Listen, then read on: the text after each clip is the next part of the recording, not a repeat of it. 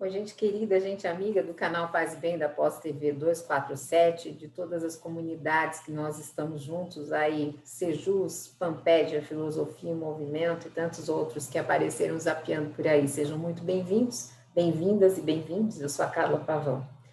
No dia de hoje eu queria começar um novo estudo com vocês. Eu vou pulando os livros, indo, voltando, trazendo conteúdo à medida em que eu vou lendo os capítulos desses livros. E é uma questão que é importante no multiverso espírita, porque nós não desconsideramos de forma alguma a humanidade de Jesus.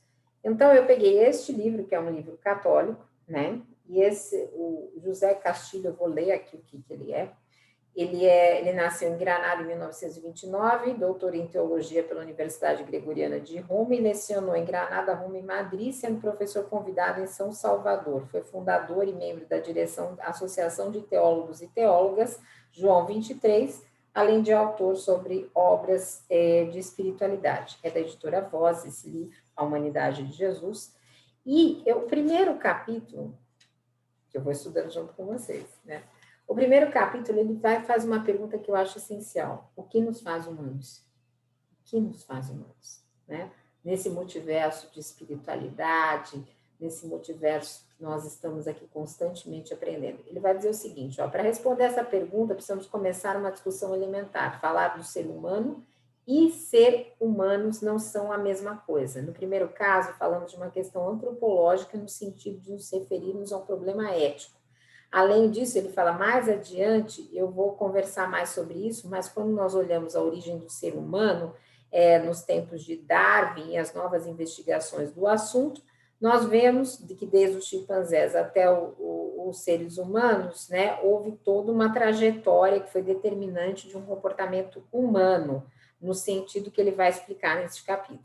Então, ele vai dizer, não se trata de uma solução definitiva a problemas nesse momento, que ainda vão ser debatidos durante muito tempo, né, nos âmbitos do saber, e que ele não é especialista nisso, mas ele quer se pronunciar, porque isso é inquestionável dentro da questão da espiritualidade. Nós não precisamos tirar nenhuma conclusão aqui, mas nós olhamos, né, o Homo sapiens como que alcançando uma inteligência necessária para estabelecer uma civilização dentro de 100 mil anos. E esses vestígios do homem sapiens, a gente olha lá na África, claro, 100 mil anos, as primeiras capacidades estéticas e simbólicas que vão se situando antes de Cristo, né? Antes de Cristo. Então, aí ele vai fazer uma pergunta, né? Seria possível garantir que a partir de então ficou definitivamente diferenciado o ser humano das espécies que o precedem na evolução? Então ele vai dizer o seguinte, essa resposta tropeça, né? Ela tropeça na dificuldade, por exemplo, que a gente sabe que os chimpanzés têm laços afetivos, que eles brigam, que eles se reconciliam, que eles enganam, que eles, enfim, fabricam ferramentas, que eles se automedicam, que eles vivem em sociedade. Então, tem uma série de questões aí que fazem parte desses ambientes em que eles vivem, né? Então, o que nos distingue? Né? O que nos faz humanos? Né? E ele vai dizer o seguinte, que tem gente que vai dizer da diferença do tamanho do cérebro, que também faz parte disso, que vai dizer da diferença dos genes. O próprio Carl Sagan, tem vários vídeos dele na internet, né? Falava da diferença do intelecto humano com relação aos animais, que era uma coisa quantitativa e não qualitativa, enfim. Tem uma série de pensadores aí que vão trazer muitas coisas e esse tema ele é muito argumentado em questão de capacidade e aptidão simbólica, né, que nós estamos falando. E essa capacidade, né, simbólica muitas vezes nos distingue entre pré-humanos.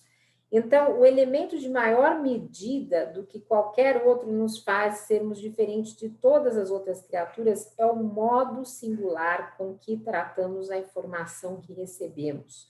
O dom do raciocínio simbólico não só está ausente nos familiares mais próximos, que ainda permanecem vivos, os grandíssimos, mas também estava a olhos vistos naqueles que já se extinguiram, mais ainda nos primeiros humanos, cujo aspecto era idêntico ao nosso. Claro que quando a gente vê algumas manifestações aí, né, contra a vacina, negando com a Terra plana, a gente fica pensando onde que está isso daí, mas a rigor somos dotados disso.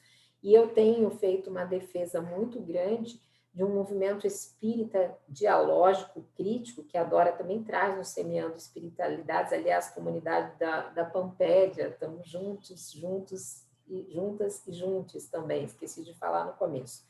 Então, nós somos humanos porque nós possuímos essa capacidade simbólica de experiências simbólicas que o restante não tem acesso, né? E por conta disso, né, nós conseguimos narrar essa história humana, temos a história dos descobrimentos científicos, mas nós temos que chegar aqui no fundo de uma questão que nos interessa mais, né? Saber dessa capacidade, dessa expressão simbólica, no que elas nos diferenciam, né, dos símios? O que, por exemplo?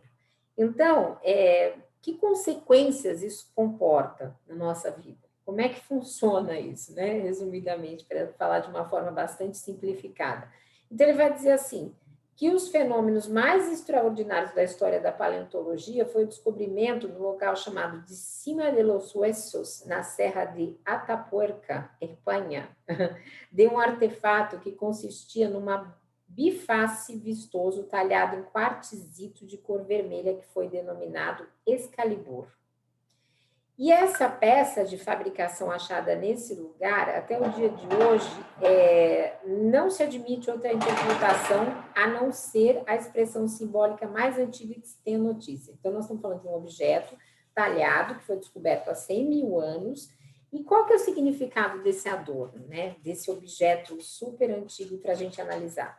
Então, ele dizia o seguinte, que os investigadores de Cima de los Huesos, eles dizem o seguinte, que para os estudiosos, entre os estudiosos da paleontologia, eles explicam que após essas descobertas e essas investigações de Atapuerca, a história da encefalização da evolução humana sofreu uma mudança radical.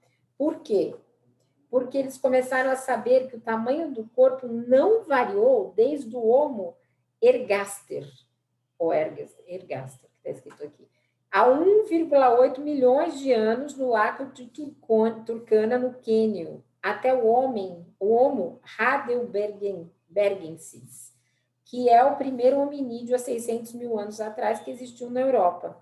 Contudo, enquanto o tamanho do corpo não mudou, o cérebro foi aumentando de 800 centímetros cúbicos no ergaster para 1.200 centímetros cúbicos no que é descoberto em cima de los huesos. Ou seja, por que mudou a dimensão? Né? Para que aconteceu isso? Isso é um teólogo falando, gente, não é um cientista, tá? Ele vai dizer assim, olha, porque foram descobertos utensílios e artefatos que eles estavam evoluindo, né? Que havia o quê? Uma inteligência tecnológica, uma inteligência social, né? E que esse desenvolvimento tecnológico ele estava lá expresso nas pedras cortantes, nos objetos de caça, na própria defesa, na alimentação. Então, o desenvolvimento de tudo isso requer o quê? Imaginação, planejamento, criatividade, a faculdade de entender a natureza, os fatores ambientais que estão lá e como eles ocorrem, como eles são determinantes da própria vida nessas condições. Então, e aí ele vai desenvolver o quê? Relações sociais, né? Ele vai desenvolver relações sociais que tem que ter essa capacidade indispensável de tomar consciência do comportamento dos outros membros do grupo e de advertir, eventualmente, porque não tem lei, né? Então, tem isso. Então, ele foi capaz de esculpir esse artefato biface, ele não se limitou a construir um instrumento tecnológico, né? Mas ele se preocupou com a estética, era vermelho, e ali estava expresso o quê? A simbologia. Então, sejam quais forem os condicionamentos cronológicos e ambientais desse fato, na Idade da Pedra, há 76 mil anos, no norte da África, né? No Marrocos, surgem os colares, né? A gente vai nos museus aí, né? A gente vê vários colares, um muito mais bonito que o 100 mil anos antes de Cristo. Então, no período mesolítico, surgem as sepulturas. Aí depois surgem as oferendas, né? Os artefatos de sílex, as joias. E aí nós vamos andando com essa inteligência tecnológica que vai causando esse avanço do cérebro, mas que vai determinando o quê? Uma inteligência social. Eu sei que hoje em dia, às vezes, parece que a gente não tem, né? Uma parte da população não tem essa inteligência social, que ainda estão chamando gente de mito. Mas nós somos, desculpe, gente, isso não faz parte do Paz e Bem, mas desculpe o desabafo. Mas nós somos dotados dessa inteligência social e tudo isso para nós chegarmos a um ponto de compreender que quando nós falamos de símbolos e de mentalidade simbólica, nós estamos falando de questões importantíssimas para o ser humano e para a nossa condição humana. Costuma-se dizer que Picasso teria afirmado que os pintores das cavernas, por exemplo, da caverna de Altamira, né? Eles haviam deixado eles o haviam deixado sem metas para alcançar. Olha isso, né? O Picasso falando isso. Por quê? Porque tinha uma mentalidade simbólica lá naqueles vasos que era muito comunicante, né? Você olha aquelas pinturas rupestres, né? Você consegue entender o que eles estão comunicando para a gente. E para um pintor, mesmo no nível do Picasso, é difícil você chegar naquela simbologia, né? A linguagem, a comunicação linguística, a comunicação simbólica, tudo isso é muito importante, porque o que nós fazemos aqui no Paz e Bem, por exemplo, nós comunicamos conhecimentos através de experiências, de símbolos, de texto, de teologia, de espiritualidade, às vezes de ciência, como a Fernanda faz, trazendo para a gente mulheres e mitos, vários estudos. Então, tudo isso para quê, né? Para quê? Para a gente transmitir o nosso carinho, como uma mãe faz com o bebê, para transmitir, muitas vezes, às vezes a gente transmite o nosso medo, e a gente se livra deste medo falando com a comunidade aqui, Paz e Bem. Do mesmo jeito que quando nós não estávamos nessa situação pandêmica, o beijo, o abraço, a carícia, o afeto, todos esses símbolos, eles tinham uma ideia, né, de conhecimento, de reconhecimento, tinha essa inteligência social que nos ligava enquanto vidas humanas. E essas vidas humanas, né, que muitas vezes nós percebemos que Jean-Paul Sartre, segundo o ator, ele dizia assim, que o olhar precede o olho. O olhar precede o olho. E ele acrescenta, e aí ele vai dizer que Pedro Lain, em Trago, ele vai dizer, ver e olhar não são a mesma coisa, já que receber informação e comunicar experiências, emoções, sentimentos não é a mesma coisa, porque tem a complexidade do ser humano. Então, aqui nós estamos falando de dois pensadores, né?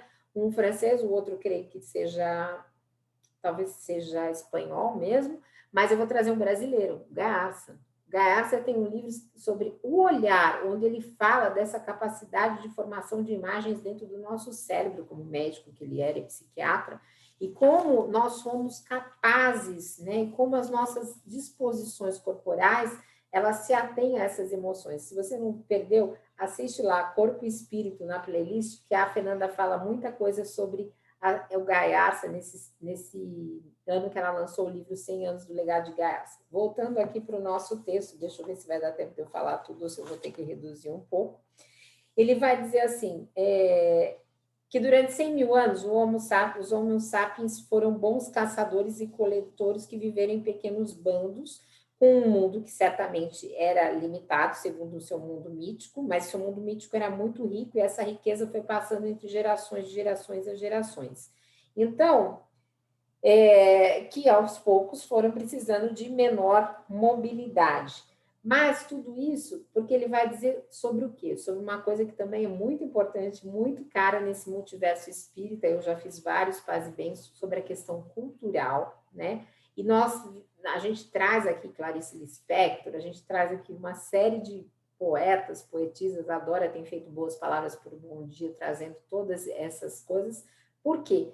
Esse multiverso cultural, ele é resultado de avanços que nos definem como humanos, né? Por isso que a cultura está sendo tão atacada, porque são experiências e expressões simbólicas que nos unem em costumes, em tradições, em formas fundamentais de vida, de relações humanas. Por exemplo, esse ano foi o primeiro carnaval da minha vida sem carnaval, né? E é uma sensação muito diferente, até um pouco negativa, né? Porque eu não sou uma grande carnavalesca, nada disso, mas assim, você sente que está faltando uma parte, está faltando algo. Olhar para o carnaval sem carnaval foi foi uma experiência muito surpreendente, muito diferente. Acho que até para quem está acostumado a se esconder no mato e detesta carnaval, porque não tinha, né? Você vai ligar a TV, não tem carnaval. Então, assim, não tem aquele clima todo que ficava no ar.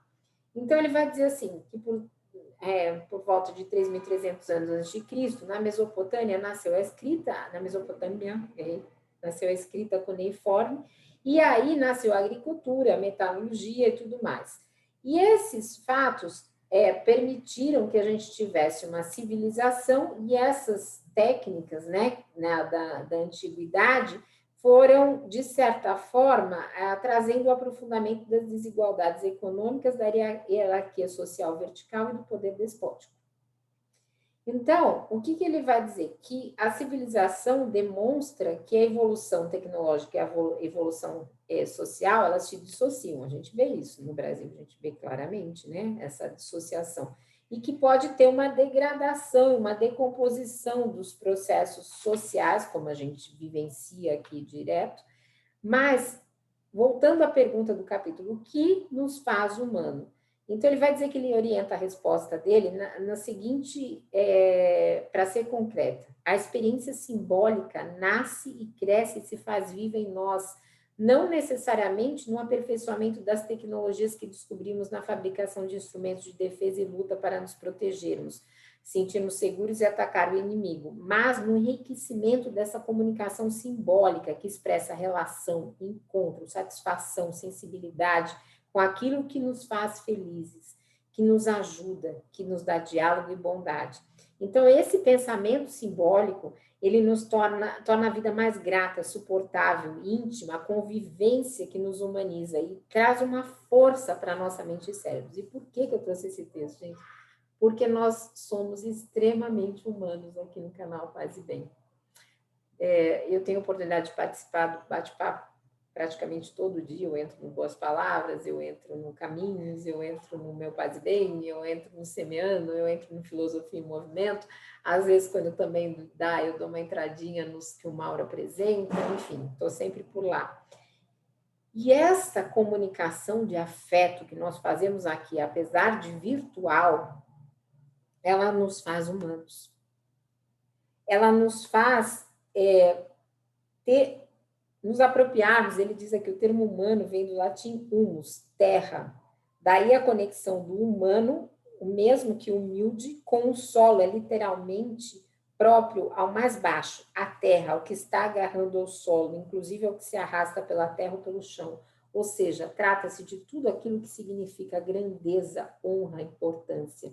Então, falar da nossa humanidade aqui no canal Paz e Bem, nessa espiritualidade, nessa experiência tão difícil dessa pandemia que nós vivemos, também nos leva a falar dessa humanidade de Jesus. E então, esta humanidade de Jesus, ela está em forma, em estilo de vida. É uma humanidade que é um projeto de vida. Né? Quantas vezes nós tivemos o curso do Pero Lima Vasconcelos falando sobre o Jesus histórico.